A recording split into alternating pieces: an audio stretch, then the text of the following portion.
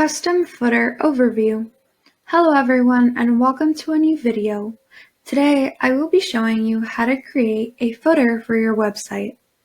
A very important attribute that nearly every website has is a footer containing contact information and more.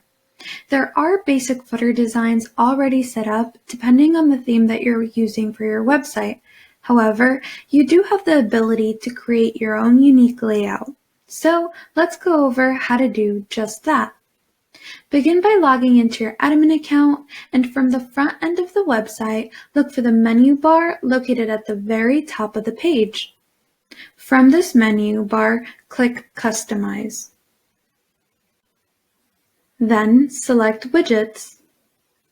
Currently, the only widget you'll find in this toolbar is the footer widget. So simply click on that. Then you can begin adding widgets by clicking Add a Widget. You'll have all kinds of widgets you can add to your footer available to you here. But for this video, I'm only going to go over some of the most commonly used ones: logo, contact information, and menu bar. So we're going to have a total of 3 widgets in our footer. Just as a quick note, when your website is being viewed from a mobile device, the widgets you've created will stack up on top of each other instead of being side by side. And the order in which it stacks is dictated by the order you've set up your columns from left to right. So for example, if your logo is on the far left, your menu in the middle, and your contact information on the right, then in the mobile device view, your logo will be at the top, the menu in the middle, and the contact information at the end. At the very bottom of this customizer, there are these little icons of a desktop, tablet, and mobile device. You can click on any of these to view your work from the subsequent device. Now, in order to place your logo into the footer, you're going to want to click on the Image tab. Just so you know, you don't have to drag and drop this feature into the footer. Just click on it and these customizing options will open up. Then click on Add Image and you will be able to select a photo from the available library, or you can upload one from your device. I'm going to go ahead and select our own website's logo and click Add to Widget. Then you can add a title if you like, though it's not really necessary in this case since the name is already included in the logo. You can also turn your logo into a link if you'd like by typing in a URL here. Also, don't forget to adjust the column width, as it is very important to adjust it based on how many widgets you have in order for everything to look uniform. By default, the width is set to whole width, but since I will be inserting other widgets here, I'm going to set up the width to only take up about 1/3 of the footer space. Alright, now I'm just going to click on Done so I can move on to the second widget. Next, let's place a widget with the realtor's and/or business's contact information into the footer. To do this, click on Add a Widget again. Then select Boulevard Contact Info. As you can see, the moment I select this option, the realtor's contact information automatically appears in the widget. This is because the contact information is typically set up in advance using the back end of the website. So, for reference, let's go to the back end of the website and in your taskbar, look for the Appearance tab. Then select Theme Options from the available subtabs.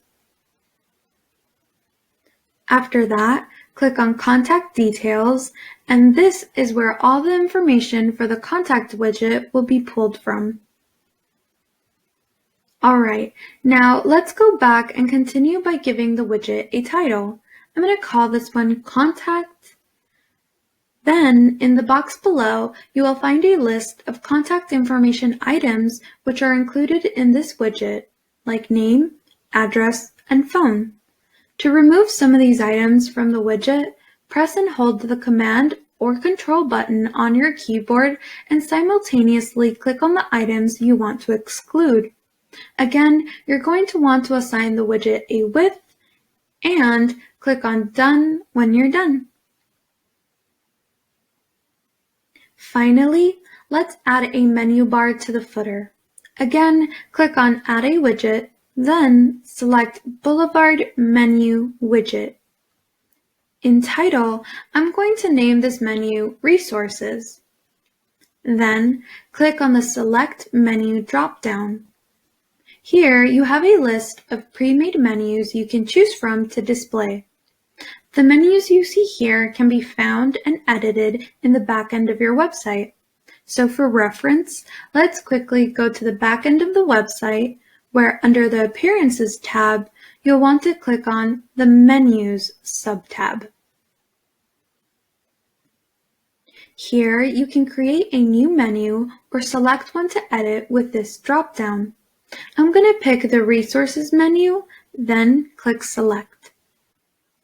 You will then be able to see what's included in the menu under Menu Structure.